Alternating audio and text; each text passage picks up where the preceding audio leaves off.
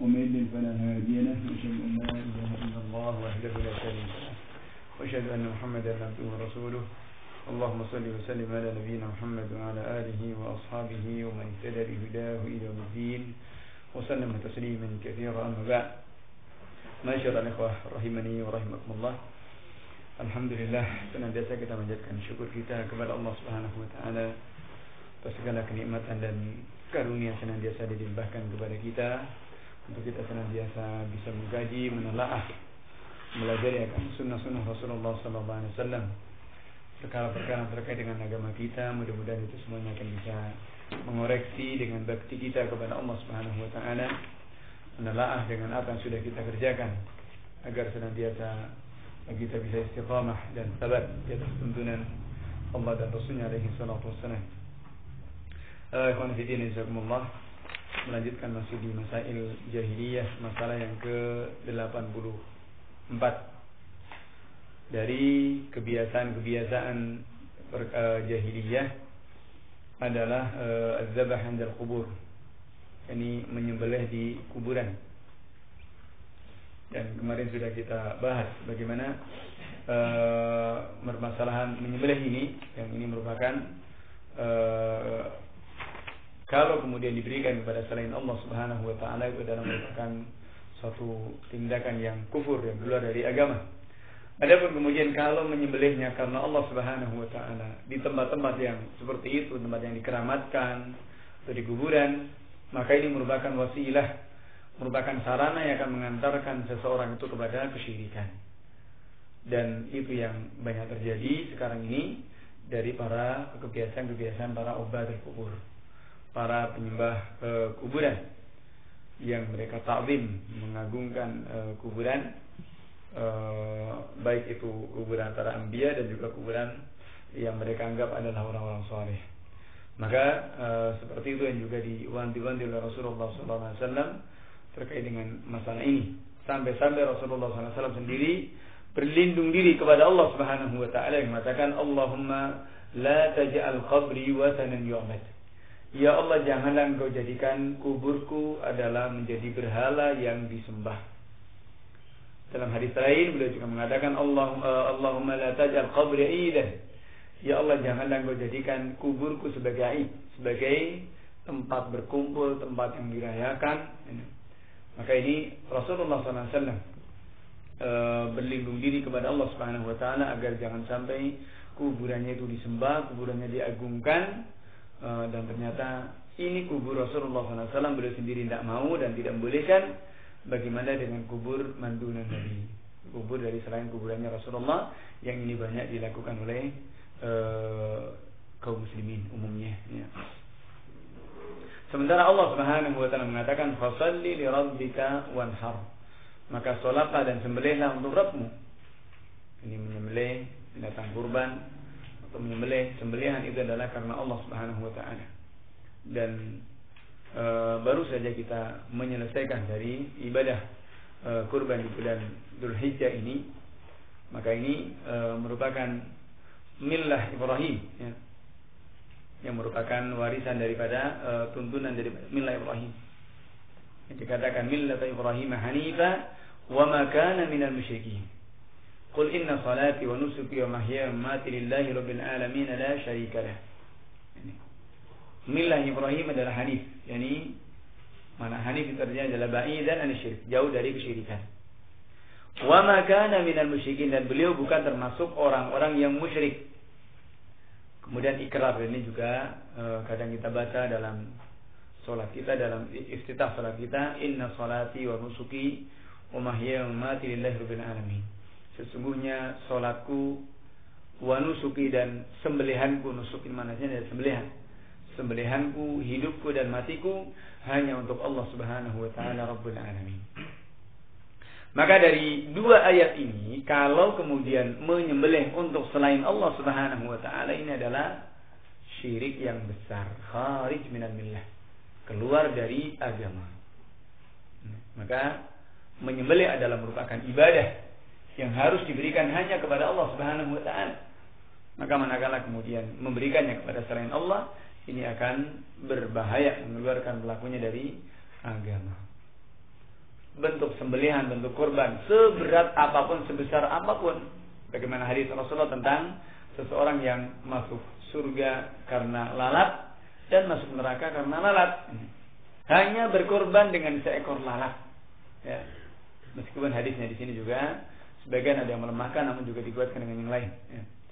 Ini hanya karena seekor lalat menjadikan seseorang itu masuk ke dalam neraka dan atau juga masuk ke dalam surga sebab lalat ini. Hanya berkorban karena seekor lalat. Bagaimana kalau kemudian seekor kerbau, seekor kambing yang lebih besar dari lalat ini? Intinya adalah na'udzubillah wa na'udzubillah, ini adalah kharij minal millah.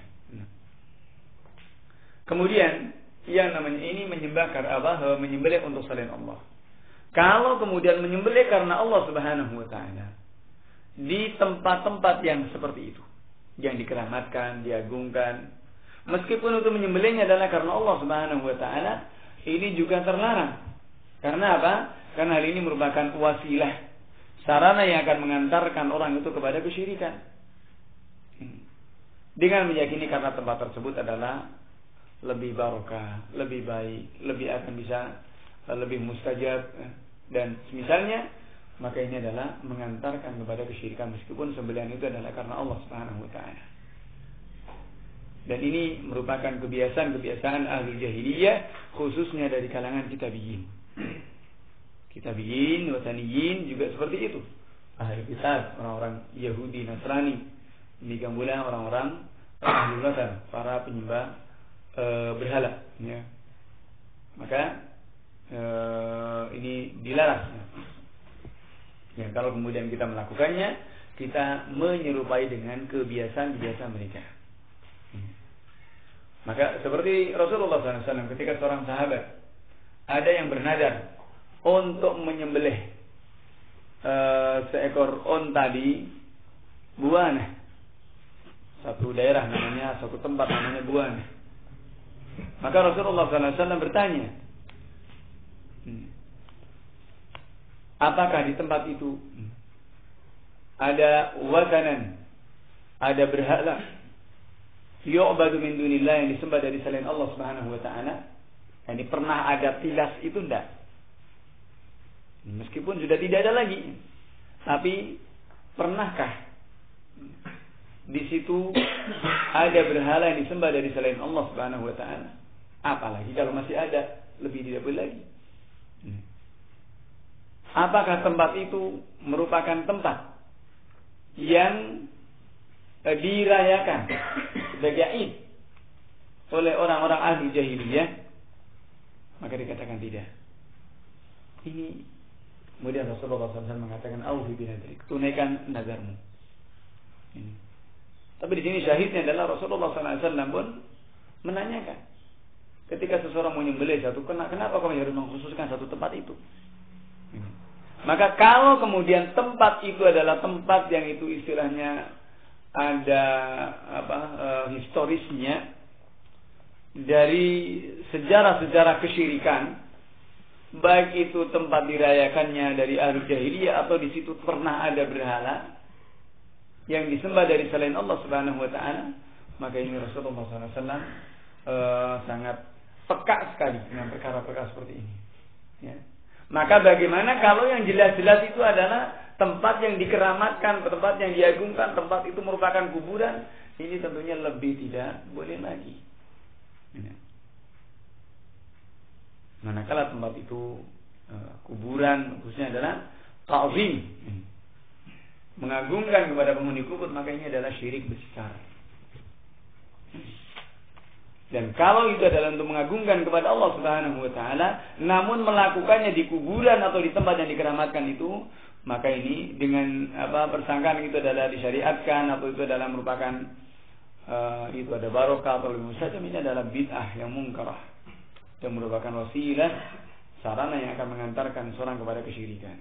Dan seperti ini juga tidak dibolehkan. Meskipun yang menyembelih itu tidak meyakini dengan kuburan tersebut, artinya menyembelihnya adalah karena Allah Subhanahu wa taala. Karena kemudian kalau itu dilihat orang dan kemudian diikuti dan akhirnya menjadi kebiasaan ini, maka ini akan mengantarkan seseorang untuk menyembah kepada penghuni kubur itu sendiri. Atau minimalnya ini adalah merupakan sunnah sayyi'ah. Ya. Akhirnya menjadi sunnah sayyi'ah. Yang dia akan berdosa dan juga orang yang mengikutinya pun juga berdosa. Dan dia akan mendapatkan dosa orang yang mengikuti dia. Tanpa mengurangi dosa mereka sedikit pun. Ini merupakan sunnah yang sayyi'ah. Lebih lagi kalau kemudian menyembelih untuk jin karena takut dengan keburukannya, atau menyembelih untuk berobat, dan yang semisalnya, ini adalah merupakan kesyirikan. Ini dari praktek-praktek perdukunan yang ada dengan alasan pengobatan alternatif, ya, atau dengan alasan seperti itu, maka yang akhirnya kemudian harus berkorban, harus menyembelih kepada selain Allah Subhanahu wa taala, ini adalah kesyirikan yang juga banyak tidak difahami oleh kaum muslimin. Kenapa? Karena banyaknya manusia tidak paham dengan perkara akidahnya. Dalam masalah tauhid kepada Allah Subhanahu wa taala tidak paham.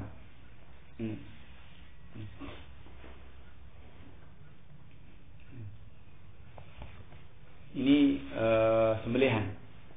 Jadi sembelihan terbagi dalam beberapa hal.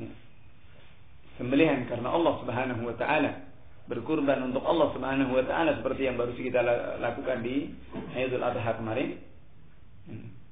Kemudian yang sembelihan yang bukan karena Allah Subhanahu wa taala dengan alasan-alasan tadi, atau sembelihan yang itu adalah untuk dimakan, misalkan kita nyembelih untuk dimakan atau untuk memuliakan tamu, dan yang disebutkan nama Allah Subhanahu wa taala, seperti ini adalah tidak mengapa.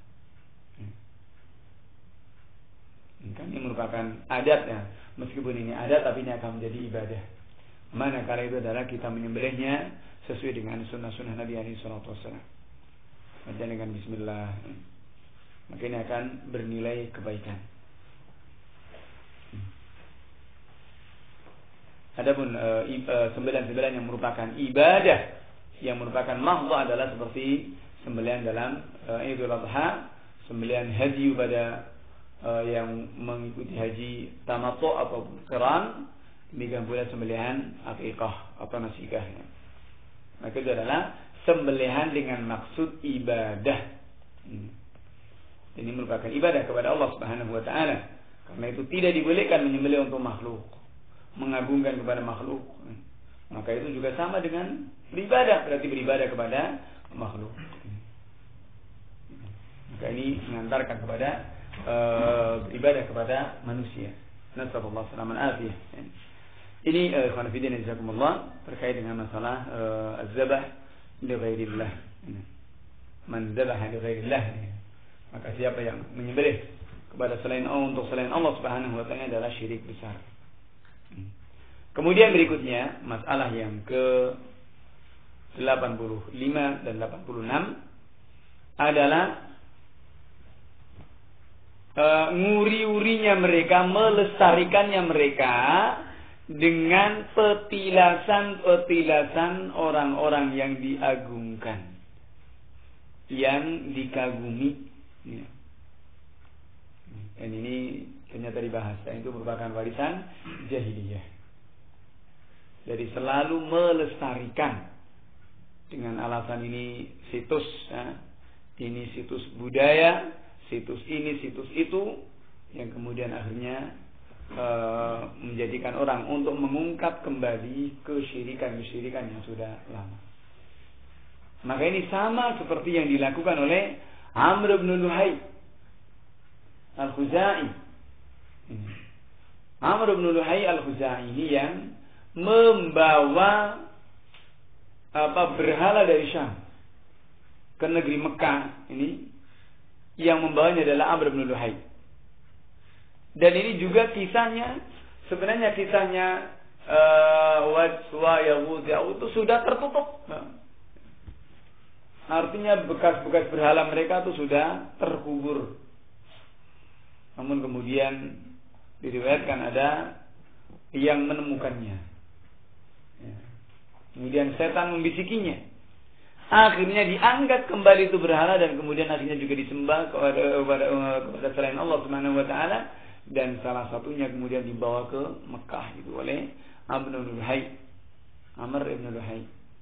Maka ini diriwayatkan Rasulullah SAW menjelaskan bahwasanya Amr ibn Luhai ini membawa sunnah sayyi'ah, maka dia mendapatkan dosa dan dosa orang yang mengikuti jejak dia tanpa mengurangi jejak mereka sedikit pun. Ya. Tanpa mengurangi dosa mereka sedikit pun ini. Maka ini termasuk dari kebiasaan-kebiasaan jahiliyah, melestarikan, nguri-uri daripada asar atau petilasan-petilasan orang-orang yang diagungkan. Tabarruk dengan asarnya orang-orang yang diagungkan atau tempat-tempat yang diagungkan, baik itu berupa tempat atau dan lain sebagainya. Karena itu kita lihat para sahabat, khususnya Umar bin Khattab radhiyallahu ta'ala, dalam banyak sikap-sikapnya ini keras dalam masalah itu. Termasuk di antaranya beliau yang memerintahkan untuk mematahkan, untuk ngambruke pohon ya, yang dulu para sahabat itu berbaiat di situ, yang kemudian dikenal dengan Ashabus Syajarah pada Bai'atul Ridwan ya, Bai'atul Aqabah. Ini yang orang yang baiat di situ kemudian dikenal dengan Ashabus Syajarah ya. Kenapa? Baiatnya itu ada di bawah pohon itu. Akhirnya pohon itu sama sahabat Umar itu dipatahkan karena khawatir nanti diagungkan. Dan ternyata sampai sekarang pun juga kadang ada orang seperti itu sengaja menuju ke sana, ke tempat tersebut. Ya, ini ngorek-orek daripada petilasan-petilasan itu. Makanya sementara pemerintah Saudi sendiri memberikan peringatan keras di hal-hal yang tidak pernah yang dulu merupakan memang historisnya ada ya, dari gua Thawr, gua Hira misalkan, ini yang kemudian menjadi lahan. Ya kalau sekedar untuk tahu saja nggak ada masalah. Oh dulu Rasulullah di sini sampai ya, melihat seperti itu kan juga bisa melihat betapa kultur saat itu demikian berat ya. Dan dakwah yang dihadapi oleh Rasulullah cukup berat, atau juga yang dilakukan oleh Rasulullah juga satu hal yang sangat berat. Apa istilahnya, Rasulullah menyendiri di tempat seperti itu yang untuk menggapainya juga sulit, jauh dari orang dan itu. Ini karena apa? Karena beratnya. Artinya untuk kita mentadaburi dari sirah nabawiyah, maka seperti itu tidak ada masalah. Tapi parahnya sekarang ini banyak orang yang kemudian berebut berbondong-bondong kalau haji ini ya, atau juga pas umrah itu ada city tournya itu ke tempat seperti itu, kemudian sholat di situ ya. Dan tidak sedikit yang kemudian juga tabarruk dengan batu-batuan pun cuma batu saja. Ada yang ya khususnya orang kita kadang seperti itu ya, ngambil batunya di saku. Ke kubur baqi juga seperti itu, masuk kubur baqi ngambil tanahnya. Ini kan di situ kuburannya Gus Dur saja itu kan ya. Ini apalagi ini di kuburannya para sahabat tadi, kubur baqi ini untuk jimat ya. Akhirnya kesyirikan dilakukan, dan ini kesyirikan di tanah suci ya. Seperti mereka lakukan seperti itu, ta'zim ya. Bangga dengan tempat-tempat tersebut ya. Bagaimana juga itu merupakan warisan-warisan jahiliyah, tabarruk dengan petilasan-petilasan yang diagungkan ini, seperti Darun Nadwah,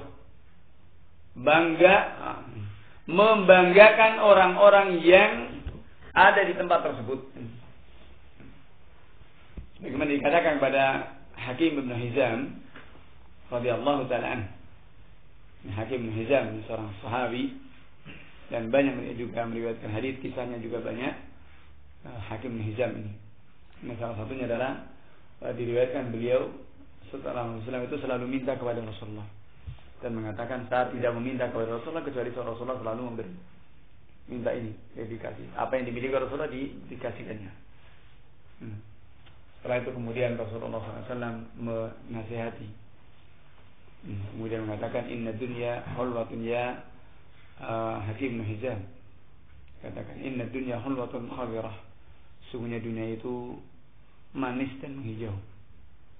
Kemudian nasihati wa inna Allah mustakhribun biha hamla, dan setelah mendapatkan nasihat seperti itu, maka ini Hakim bin Hizam mengatakan saya tidak akan meminta kepada siapapun. Setelah itu kemudian benar, tidak mau meminta dan juga tidak mau menerima pemberian orang. Ini Hakim bin Hizam setelah mendapatkan nasihatnya Rasulullah SAW sampai toh jatah dari Baitul Mal di masa Khalifah Umar bin Khattab radhiyallahu ta'ala, beliau tidak mengambilnya. Sampai akhirnya kemudian sahabat Umar pun woro-woro memberikan pengumuman bahasanya ini bukan karena saya tidak membagi, tapi Hakim bin Hizam itu sendiri yang tidak mau mengambilnya. Maka ini kisahnya Amr bin Hizam. Dan dalam hal ini dikatakan kepada beliau,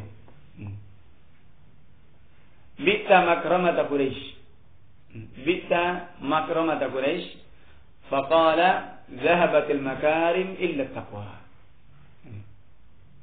Dikatakan kepada Hakim bin Hizam, engkau telah jual kebanggaan orang-orang Quraisy. Maksudnya adalah Darun Nadwah. Darun Nadwah itu tempat kongko-kongkonya tetangga-tetangga Quraisy, ya. Pemuka-pemuka Quraisy, namanya Darun Nadwah. Kalau tempat berkumpulnya kaum muslimin namanya Darul Arqam, ya. Di Darul Arqam, di rumahnya Arqam bin Abil Arqam. Sementara mereka orang Quraisy, ya, pemuka-mukanya kumpul di Darun Nadwah. Maka dikatakan kepada Hakim bin Hizam, engkau telah jual makramata Quraisy, ini kebanggaan, tempat mulianya orang Quraisy. Maka Hakim mengatakan, zahabatil makarim illa taqwa. Telah hilang semua kebanggaan-kebanggaan itu kecuali takwa. Tidak ada lagi kebanggaan kecuali takwa kepada Allah Subhanahu wa taala. Itu yang dibanggakan, dan ini didikan Rasulullah SAW. Karena takwa itu merupakan yang dibanggakan. Dan tidak ada membedakan seseorang dengan yang lainnya adalah kecuali kemuliaannya dengan takwa. Bagaimana sabda Nabi alaihi salatu wasallam, hadis yang diriwayatkan Imam Muslim. Rasulullah mengatakan, inna ya ibn Adam, inna rabbakum wahid wa inna abakum wahid, kullukum bi Adam wa Adamu min turab, inna akramakum indallahi atqakum. Ini yang paling mulia di sisi Allah Subhanahu wa taala adalah yang paling bertakwa. Maka di sini beliau katakan, zahabatil makarim illa taqwa.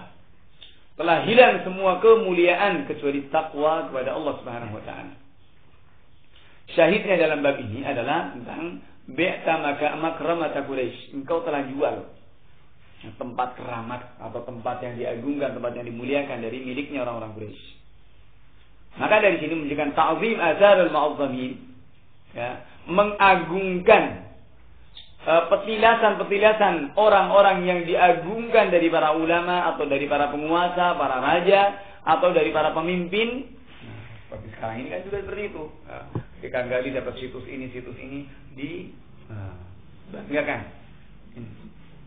Untuk kemudian menghidupkan kembali petilasan-petilasan itu, dan kemudian dipugar, kemudian ditarmim, dibangun kembali, kemudian dijaga. Jaga situs ini ya. Kemudian seperti itu yang banyak dilakukan sekarang ini. Jika nemu dengan hal seperti itu, ini perbuatan-perbuatan seperti ini adalah merupakan wasilah min wasail syirik, sarana-sarana yang mengantarkan kepada kesyirikan. Di mana dalam hal ini merupakan agamanya orang jahiliyah, warisan-warisan jahiliyah.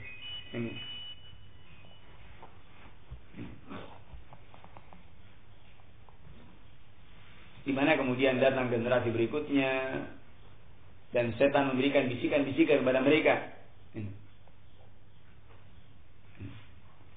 mengatakan bahasanya nenek moyang kalian tidaklah menjaga ke tempat-tempat seperti ini kecuali karena tempat itu adalah ada barokah, tempat itu ada kebaikan, tempat itu ada keramat, tempat itu dan berbagai hal dibisikkan oleh syaitan.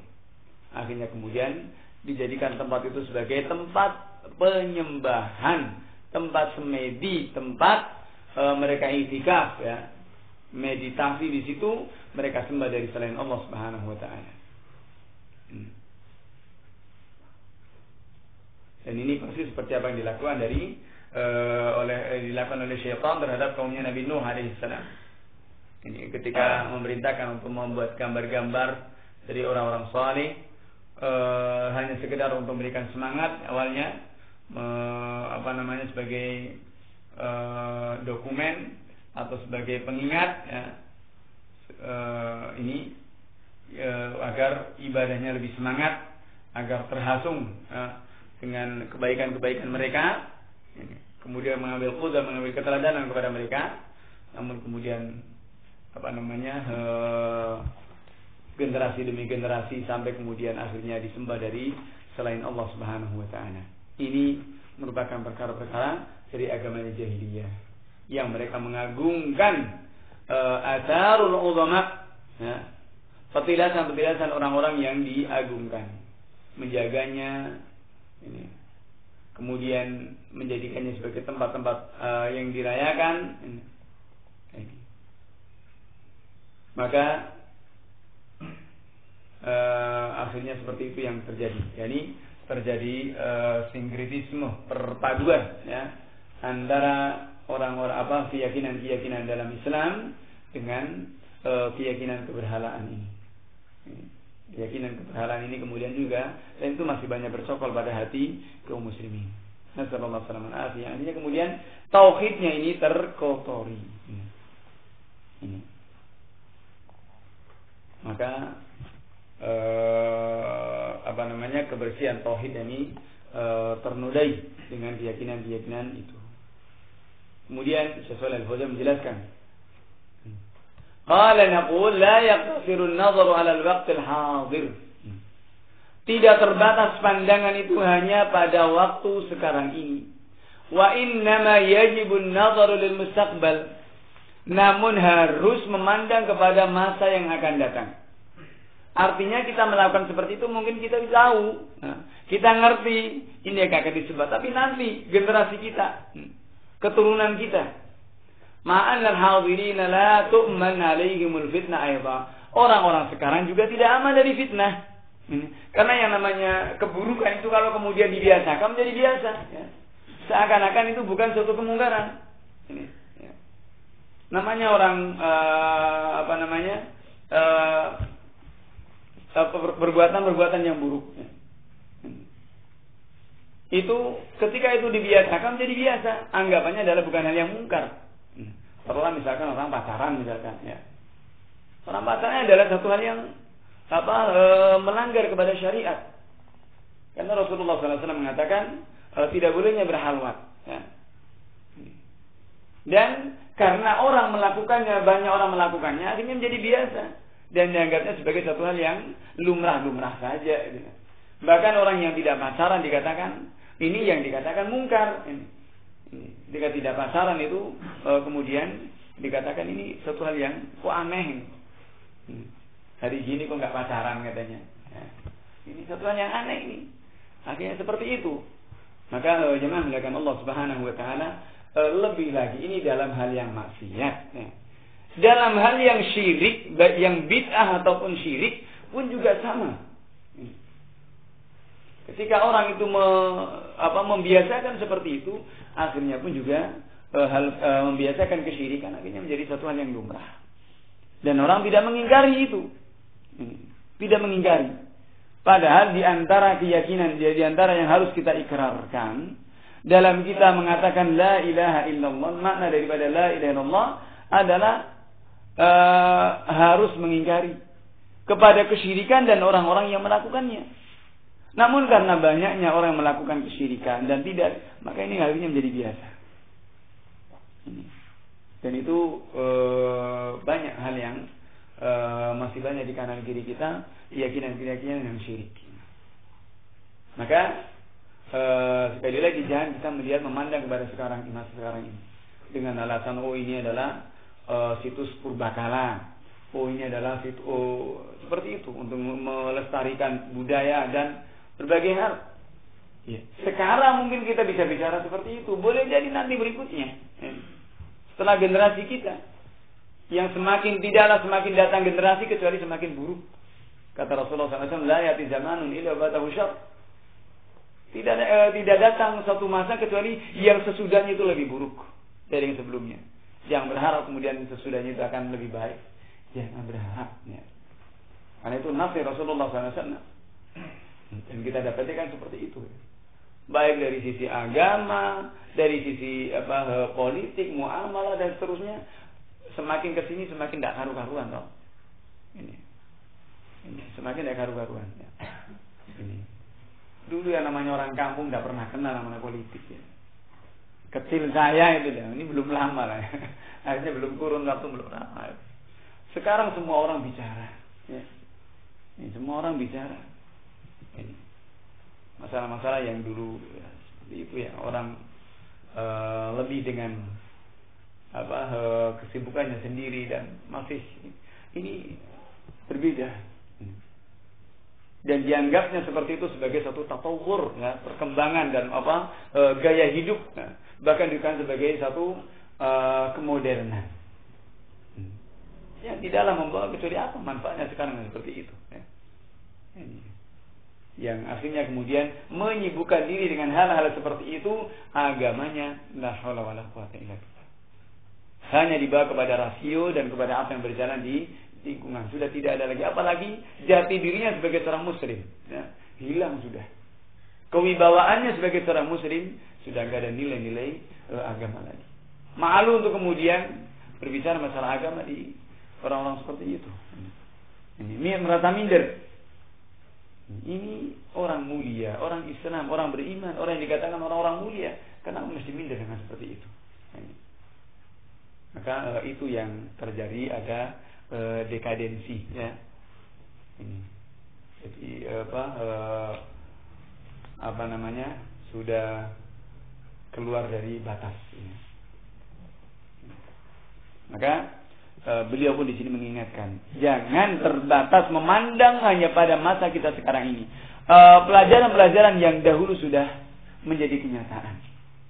Dari kaumnya Nabi Nuh alaihi salam bagaimana berikutnya. Dan demikian pula sikap-sikap para sahabat. Dan juga satu kisah, ya, yang dibawakan ketika mereka para sahabat mengadakan penaklukan, ya, ke berbagai negeri, kemudian didapati, ya, ada satu kisah dapat satu kubur yang dari seorang ahli ibadah dari Bani Israel, dikatakan Daniel, ya, kisah Daniel ini bahkan Hajar itu, ya, ini masih utuh. Didapati kuburnya masih utuh. Namun kemudian orang-orang Muhajirin dan Ansar yang mendapat itu kemudian ditutup dan dibutakan, digelapkan. Karena apa? Khawatir nanti orang akan ta'zim dengan orang tersebut. Khawatir nanti akan, dan ternyata sampai hari ini pun seperti itu para sahabat. Tidak ada satupun dari para sahabat yang dikenal kuburannya.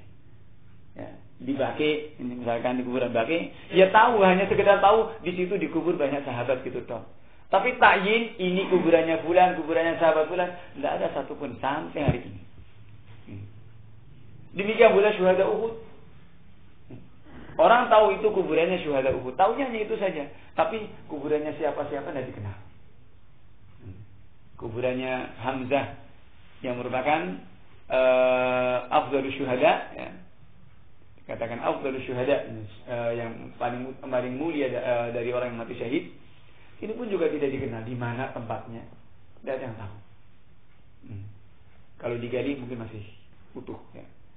Karena dulu ketika kisahnya pun juga masih utuh. Karena pada kuburan yang pertama, yang sekarang itu sudah dipindah. Diriwayatkan seperti itu. Di pertama itu karena mereka para syuhada kan dibunuh, dikubur di mana mereka meninggal. Ya. Kemudian dikubur tempat itu, dan di tahun berapa itu diriwayatkan itu kena banjir. Jadi wadi akhir, ya, ini sungai yang mengelilingi kota Madinah, yang merupakan salah satu di antara batas tanah haram, tanah suci Madinah, ini banjir. Airnya meluap sampai karena dulu itu aliran sungainya itu ya kalau musim-musim ini ya kering, nggak ada apa-apanya, biasa untuk jalan mobil ya. Jadi kalau hujan ya banjir juga. Saya juga melihat itu juga ya. Kalau hujan karena postur tanahnya kan nggak seperti di sini, nggak meresap. Kalau hujan ya mesti banjir. Jalan-jalan juga seperti itu, nggak ada drainase itu nggak ada. Ya, kalau hujan tiba pun langsung tangki keluar, nyedot gitu, ke jalan-jalan. Maka lembah itu pun artinya sungai itu pun yang dulu adalah antara Jabal Rumah dengan Gunung Uhud, antara itu. Jadi mengikuti sejalan dengan aliran sungai itu, kena banjir. Ini kena banjir, tanahnya tergerus, ya. Kemudian terlihat jasad mereka masih utuh. Ini kelihatan. Di kuburannya itu kemudian kelihatan. Dan diriwayatkan itu masih utuh semuanya. Bahkan diriwayatkan sampai ada yang tidak sengaja kena canggulnya itu masih berdarah. Ini riwayat dari para ulama yang ditulis dalam buku-buku itu. Ya. Nah, ini tentunya adalah keutamaan yang Allah Subhanahu Wa Taala berikan kepada mereka. Tanah tidak mau makan, ya. Tanah tidak mau makan. Akhirnya kemudian dipindah di tempat yang sekarang ini, dan sekarang pun juga tidak ada yang tahu ya. Kuburan siapa saja itu tidak ngerti. Yang dulu itu kuburannya kan satu kuburan ada untuk 2-3 orang. Ya. Ini di kubur Uhud itu kan dulu asalnya seperti itu. Di banyak hadis ya, juga dibawakan dalam kitab Janaiznya Syekh Albani, juga riwayat-riwayat itu dibawakan yang kisah bahasanya, karena yang meninggal itu kan banyak, meninggal sampai 70 orang dari kaum muslimin menjadi syahid. Kemudian kondisi mereka jumlahnya kan sedikit, sekitar 300 orang. Untuk gali kubur, kata mereka, ya Rasulullah, satu kubur untuk satu orang berat sekali bagi kami, tidak kuat untuk gali kubur. Ya. Kondisinya kepayahan. Ini. Maka kemudian Rasulullah SAW mengatakan, di antara, dan ini merupakan salah satu di antara adab-adab dalam menggali kuburan. Beliau mengatakan, ighfiru wa awsa'u wa asim. Galilah, a'miqu, datanya a'miqu. Jadi dalamkanlah kuburannya. Ini kuburan itu adalah menggali kuburan itu pertama adalah dalam, supaya didalamkan. Kemudian yang kedua luaskan. Yang ketiganya baguskan. Kita menggali kubur itu dengan bagus, yang baik. Benar Rasulullah mengatakan, kuburlah satu kuburan 2 atau 3 orang, dan dahulukan yang paling banyak hafalan Qur'annya. Ini kisahnya, hadisnya Jabir bin Abdullah. Maka syahidnya di situ adalah bahwa itu asal daripada kuburan syuhada Uhud. Tapi sampai hari ini pun juga tidak dikenal. Hanya dipagari tok, dan tidak ditahu, tidak dikenal kuburan siapa kuburannya sahabat Hamzah itu yang mana juga tidak dikenal. Kenapa? Khawatir. Itu saja orang banyak berbuat yang aneh-aneh. Kalau pada musim-musim seperti ini, musim haji ini kan juga masih belum habis ya. Punya dan yang gelombang kedua ini kan dari Mekah juga ngumpul di Madinah. Nah, mesti mereka juga diantaranya City Tour itu ke situ ya, juga orang masih juga dijaga. Sebenarnya kalau musim-musim seperti ini juga kuburan itu dijaga agar jauh dari orang-orang yang artinya tetap ada yang mengingatkan. Dan di sebelahnya juga ada semacam kayak lokat ya, ruangan khusus ini untuk istilahnya setiap saya memberikan tausiah lewat mikrofon di situ. Jadi, untuk mengingatkan dari orang-orang yang khususnya yang membawa pemikiran-pemikiran atau akidah-akidah dari takzim kepada kuburan itu. Karena ya banyak yang seperti itu, dari sini yang memang notabene adalah kuburiyun, ya, para pengagum kuburan, sampai di sana cari juga kuburan. Tidak di Mekah, tidak di Madinah, sama saja yang dicari itu kuburan. Kayaknya kuburan itu lebih membanggakan bagi mereka daripada Masjid Nabawi, daripada Masjidil Haram. Padahal kalau kemudian kita lihat riwayat dari Imam Malik rahimahullah taala sendiri mengatakan beliau tidak suka untuk mengatakan zurtu qabran Nabi, saya telah menziarahi kubur Rasulullah. Mengatakan seperti itu saja beliau enggak suka. Dan perkataan itu tidak pernah dikenal di masa sahabat, tabi'in, atba'ut tabi'in, dan Imam Malik kan dari atba'ut tabi'in. Menunjukkan perkara itu tidak pernah dikenal kecuali setelah 3 kurun ini. Karena ziarah ke kubur Nabi ini hanya idhafah, tambahan saja, bukan pokok. Datang ke Madinah perlunya adalah untuk mengunjungi Masjid Nabawi. Karena keutamaan daripada Masjid Nabawi ini, yang sholat di situ adalah sama dengan 1000 kali lipat dibandingkan di masjid yang lain kecuali Masjidil Haram dan Masjidil Aqsa. Namun banyak yang datang di situ adalah tujuannya untuk berkunjung ke makam Rasulullah SAW. Karena kuburi tadi biasanya melah kuburan, meskipun sholat, puasa, haji. Tapi kalau ta'zim kepada kuburan seperti itu, la haula wala quwwata illa billah, tidak bertambah kecuali dosa dan kerusakan. Apalagi itu dilakukan di tanah suci. Nasallallahu alaihi wasallam. Ya, nauzubillah min dzalik. Maka ini ini fakta dan kenyataan yang ada di lingkungan kita masih seperti itu. Maka ini menjadi perhatian ya. Orang-orang kadang-kadang memandang seperti itu adalah istilahnya kerusakannya itu tidak berdampak kepada orang banyak katanya. Bahkan ini kerusakan yang paling rusak dibandingkan rusaknya orang korupsi dan yang misalnya. Korupsi hanya maling misalkan, maling maksiat saja. Tapi ini adalah merupakan dosa yang paling besar dan dosa yang tidak terampuni. Orang kurang perhatian. Orang tidak. Bahkan ini maling yang lebih besar karena apa?